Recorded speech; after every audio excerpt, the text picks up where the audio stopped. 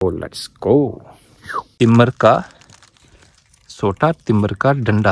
अस्सलाम वालेकुम। अज अस क्योंकि घर से तो ऐसे गल की ना कि अज अस निकलने बल्कि अज ना प्रोग्राम अस थोड़ा जहा करी छोड़ने उर्दू विच, ताकि जेडे साढ़े ओवरऑल पाकिस्तान विच या दुनिया होर जेडे उर्दू समझे वाले ज़्यादा लोग दे जैसे इंडिया विच भी देता है वो देखें कि साढ़ा जेड़ा ना पानी ना निज़ाम यानी पानी लाइफ लाइन हो ना, जिथे पानी थे तो उत्थे जिंदगी दी। और साढ़ा जेड़ा कश्मीर दा पीते पानी जेड़ा था साढ़ा मीठे चश्मे ने दा, और नॉर्मल जेड़ा पानी दा वो यूज़ ने जेड़ा था वो भी आना है, लेकिन उसकी अस पाइप ने थ्रू कैसे नहीं आने, बोरिंग ने थ्रू या इस तरह जेड़ा भी था। तो बड़ा जुल्ले अस जेड़ा साढ़ा करीब तर चश्मा दा उसी रा यानी कि जी गुजर बसर होने की तुसे रवायत में पता उसी कि गड़े बिच खावातीन जड़ा था ये पानी उठाई आनी, बल्कि तमर हजरात भी माशाल्लाह इस कमे बिच पेश पेश थे कड़ा तो नहीं उठाने, लेकिन कैन कूलर वगैरह इस्तेमाल कर रहे हैं। तो आज जुल्ले खुआ ऊपर चलते फिर जी जनाब, हम अपने करीब तर चश्मे की तरफ जहाँ का पानी हम इस्तेमाल करते हैं पीने के लिए। आगे मेरी बेटी आयशा भी ठहरी हैं, बहरहाल चलते हैं। तो फिर तो पुत्र चले फिर आ जाए जी। ये रास्ता जा रहा है जी हमारे करीब तर चश्मे की तरफ। ये आप देख रहे होंगे सोलिंग वाला ट्रैक है, और पैदल चलने वालों का ना साफ रास्ता बना हुआ है, क्योंकि यहाँ पे ट्रांसपोर्ट तो आ नहीं रही, पैदल चलते हैं। ये जो आपको दरख्त नज़र आ रहा है ये है जनाब देसी अनार भी कह सकते हैं आप, लोकल ज़बान में इसको कहते हैं दाड़ू ना। इसके साथ चटनी बनाई जाती है। इसको पहले ना छीला जाता है, इसके दाने अलग किए जाते हैं, ड्राई किया जाता है। तो तकरीबन हम पहुंच चुके हैं चश्मे के पास। ये जब ना सीज़न में बारिशें होती हैं तो चश्मे का पानी ज़्यादा हो जाता है, तो ओवरफ्लो जब होता है तो उसकी फिर बनाई गई है टैंकी। यहाँ पे पानी होता है स्टॉक, और यहाँ से फिर पानी स्टोर करने के बाद ये पाइपलाइनों के ज़रिए मुख्तलिफ घरों तक पहुँचाया जाता है, जो घरेलू ज़रूरियात को पूरा करता है, बर्तन शर्तन धोने के लिए। वैसे तो लोगों का जो कपड़े और बर्तन धोने वाला सिस्टम है उसकी अलग सोर्सेज होते हैं।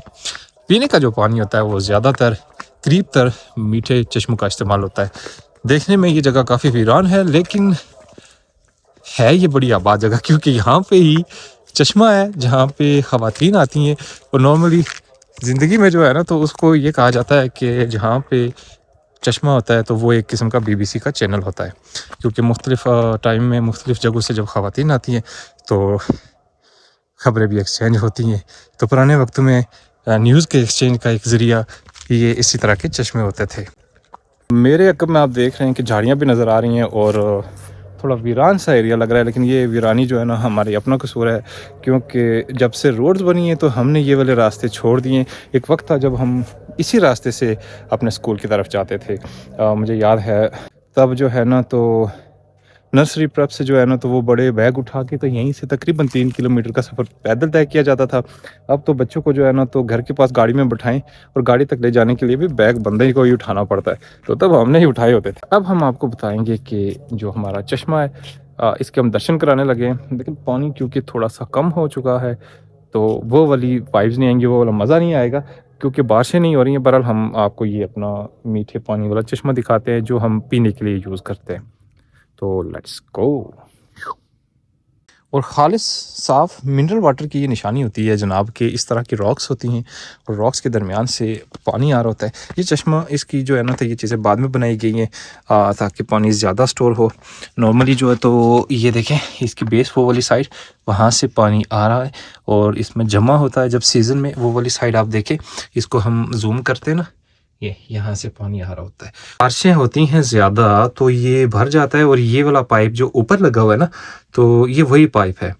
फिर यहाँ से ओवरफ्लो नहीं होता, बाहर नहीं जाता, बल्कि इस पाइप के ज़रिए जो है ना पानी, जो आगे हमने आपको टंकी दिखाई थी, तो ये अंडरग्राउंड पाइप जाता है उस टंकी तक और वहाँ पे पानी स्टॉक होता है। उसके बाद भी अगर ज़्यादा हो ना तो यहाँ से फिर ओवरफ्लो होता है और फिर चला जाता है इस तरह के नालों में, जो आगे जाके तो फिर शामिल होते हैं बड़े नालों में और वो फिर शामिल हो जाते हैं दरियाओं में।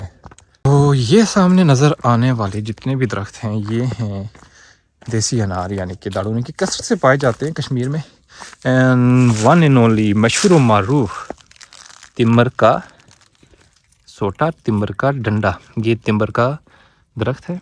इस तरह के छोटे छोटे दरख्त होते हैं जो आहिस्ता आहिस्ता तकरीबन इस जिसामत के हो जाते हैं। उसके बाद इनको काट के तिम्बर का डंडा बना दिया जाता है। तो देसी होता है ना, देसी अनार जो होता है उसका दरख्त जो है तो उसकी मैक्सिमम जिसामत ये है। इसके बाद ये फिर सूख जाता है और इसकी लकड़ी जो है ना जलाने, जिसको बालन कहते हैं, उसके काम आती है। बेहतरीन सर्दियों में जो है ना बेहतरीन ईंधन के काम आती है। तो वापसी का लेंगे सफ़र। आज का जो व्लॉग था वो इतना सही था, क्योंकि हमने आपको दिखाना था कि मीठे पानी के चश्मे कैसे होते हैं। क्योंकि बारिशें नहीं हो रही हैं और खुशहाली है, इस बार वो वाली जो है ना वाइब्स नहीं आएंगी आपको, वो बारिशों वाली जो सीज़न में। अल्लाह करे कि बारिशें हो जाएगी और जो है ना रहमत की बारिश हो, खैरियत की बारिश हो और ये पानी के जितने मसाइल हैं ये पूरे हो जाए। बहरहाल चलते हैं अभी हम। नेक्स्ट हम आपको इसी तरह के दीगर जो हमारे कल्चर से रिलेटेड चीज़ें हैं उन्हीं की तरफ जाएंगे, और वही चीज़ें आपको दिखाएंगे। बहरहाल अपना रखिएगा बहुत सारा ख्याल। मिलते हैं फिर अगले व्लॉग में। अल्लाह हाफिज़।